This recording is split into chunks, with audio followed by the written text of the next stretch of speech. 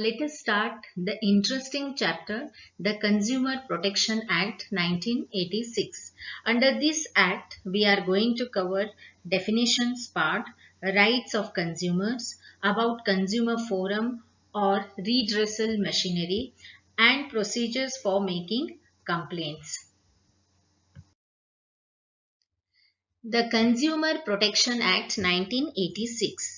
The reason behind bringing Consumer Protection Act is to protect the rights of the consumer. The objective of the Consumer Protection Act 1986. So the first one, to protect the basic rights of the consumer. So here the main objective of this act is to protect the basic rights of the consumer, and the second objective is to establish consumer dispute redressal forum. This is the second main objective of this act. It is also known by consumer forum. This forum was set up to entertain complaints. Next, let's see what are the rights provided by this act. So the first one is right of safety. Being consumer, we need to be protected against hazardous goods. And the next one is right to be informed. Being consumer, it is our right to be informed about quality, quantity, purity, etc. Example, when consumer go to the medical shop, consumer will be informed of side effects of the particular medicine. And the third one is right to choose. Being consumer, we can choose one out of number of products. Let's say when we go to buy TV, we choose one brand by seeing so many brands. It is our right to choose one after seeing all the brands. Then the next right is right to be heard. Being consumer, we can keep our opinion and to be assured that consumers' interest will be received due consideration at appropriate forum. Then the next one is right to redressal. We have full rights as a consumer or being consumer. We have a full rights to complain in case of unfair trade practice. And the last one is right to education. Being consumer, our right to be educated while purchasing goods. Consumer has right to know or right to acquire full knowledge of goods. So these are the rights of the consumer. Let's see definitions. Let's see the definition of consumer.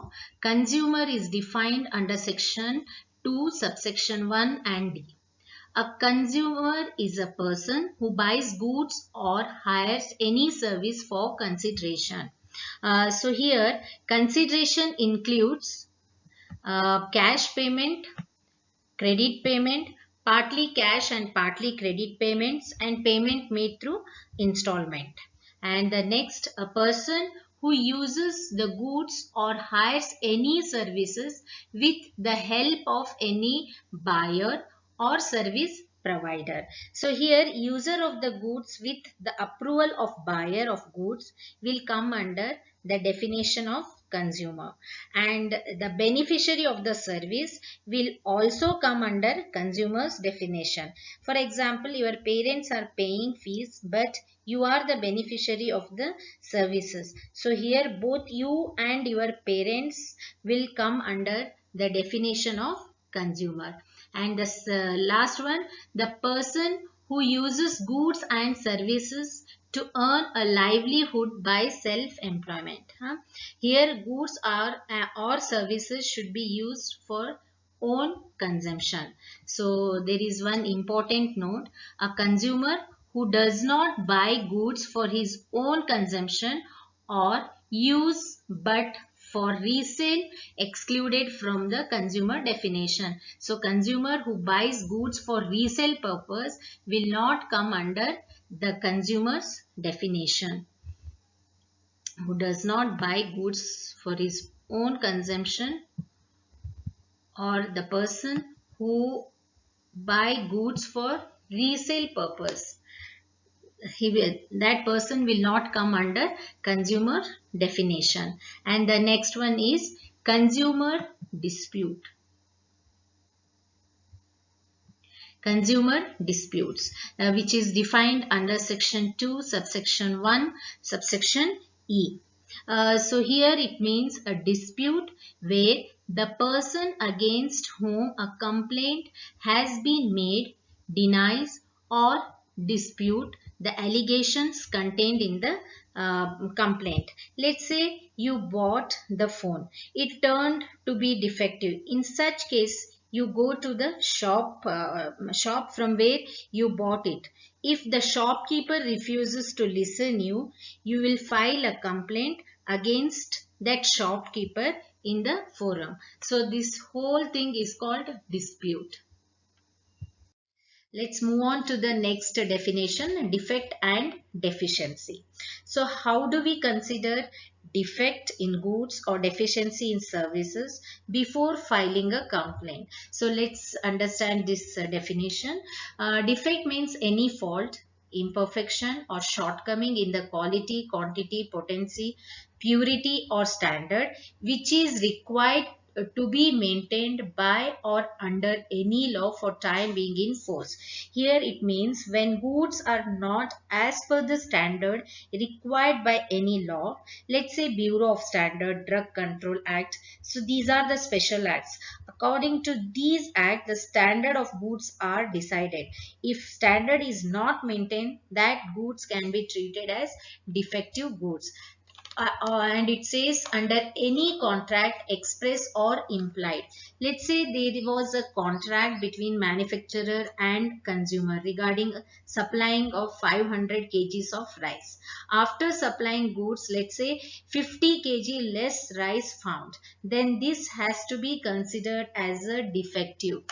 Or it says as is defined claimed by the trader in the manner.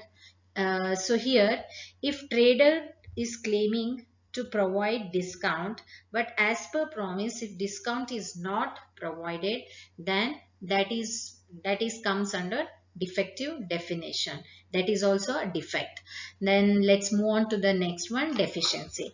Deficiency means any fault, imperfection, shortcoming or inadequacy in the quality, nature and manner of performance which is required to be maintained by or under any law for time being in force or has been undertaken to be performed by a person in pursuance of a contract or otherwise in relation to any service. If something is not provided, if service is not provided according to the standard, according to the contract, then there is a deficiency in service. So that is the meaning of deficiency. Then let's move on to the next. Excessive price. A trader or the service provider, as the case may be, has charged for the goods or for the services mentioned in the complaint a surprise in excess of the price first fixed by or under any law for time being in force, displayed on the goods or any package containing such goods, displayed on price list exhibited by him by or under any law for the time being in force or agreed between the parties. Here it means if price charged by the trader or service provider is more than the price which is fixed by law. Okay. So which is fixed by law, or the price which is charged by trader or service provider which is more than displayed on package,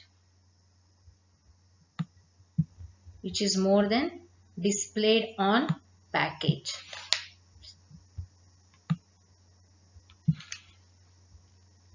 or when price charged is more than price list which is given by trader or service provider,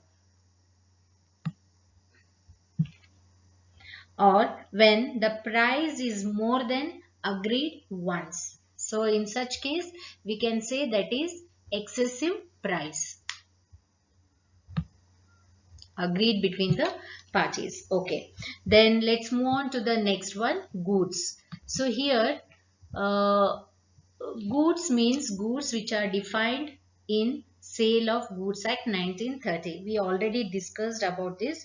So goods means here every kind of movable property other than actionable claims money, which includes stocks, shares, growing crops, grass, and things attached to or forming part of the land.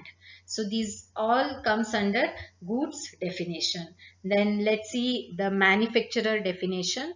Here a manufacturer is a person who manufactures goods or parts thereof, or does not make or manufacture any goods but assembles part thereof made or manufactured by others, or puts or cause to be put his own mark or any goods made or manufactured by any other manufacturer. So here the manufacturer is a person who manufactures, the first thing, the person who manufactures, the person who assembles the parts, sorry about this, who assemble the parts, and the manufacturer is a person who puts marks on the goods which are manufactured by the other person. So these three things we need to remember. So here manufacturer means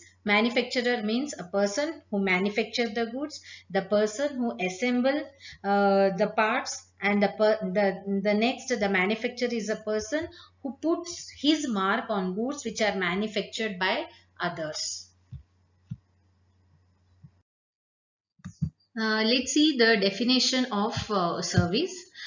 Here, service includes all services provided in connection with banking, financing, insurance, transport, processing, supply of electrical or other energy, board, lodging, or both, entertainment, amusement, or the purveying of news or other information, but here it doesn't include any service rendered for free of charge or under contract of personal service. So that we need to make sure.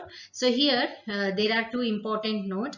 The one, a service under a contract of personal service. So any contract given under the personal service will not come under the definition of service. And the next thing, there is a difference between contract of service and contract for service. Here contract for service will come under the service definition, but contract of service is not a service, so it doesn't come under the definition of service. So let's say here contract of service means when person hires another person for some job. Let's say when person hired another person for maintaining a garden. So here it defines the master and servant relationship. When it says contract of service, it defines the master and servant relationship. And when there is a contract for service, uh, usually the person engages another person to provide service. For example, a person gives another person a contract to install a telephone cable. So here the person who is giving a contract is going to pay some service charges to the person from whom the service is taken. So this is the main difference. So always remember, the contract for service will come under the definition of service. Let's see what is complainant means. A complainant is a person who complains. So here complainant means a consumer, association of consumer, a central government or any state government, or one or more consumers, or in case of death of consumer, his legal heir or representative will come under the definition of complainant. Then let's see the definition of complaint. Complaint means any allegation made by the complainant in writing regarding unfair trade practice or restrictive trade practices which is adopted by the trader, or regarding any defect in goods, or regarding any deficiency in the service. When the allegation is made on price charged against trader or service provider, where the price charged is more than the price which is fixed under any law, or the price charged is more than the price which is displayed on the package, or when the price charged is more than the price which is displayed on the price list, or when the price charged is more than the agreed price. And in the last point, when the allegation is made against the hazardous goods which is offered by the trader or service provider, offered by the trader to the consumer or to the public. The next topic is to whom the complaint is to be made, where the value of goods and services and compensation is exceeding 20 lakhs, then the complaint has to be filed with district forum. When the value of goods and services and compensation is exceeding more than 20 lakhs but doesn't exceed 1 crore, within 1 crore, then the complaint has to be filed with state commission, where the value of goods and services and compensation, if any claim exceeds more than 1 crore, in such case the complaint should be filed with the national commission.